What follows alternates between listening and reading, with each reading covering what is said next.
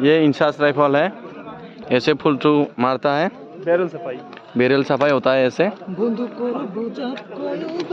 ये है बकाली मेजर और ये है हमारा आसाम का बंदा अजित मेजर।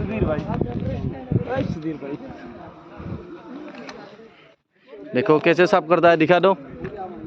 ये क्या है? सिम्बर से आप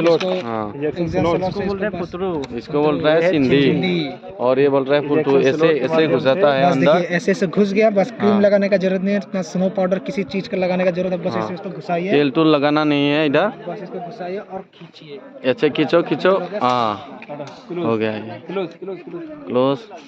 ये सब लोग अभी सफाई कर रहा है, इधर देखिए।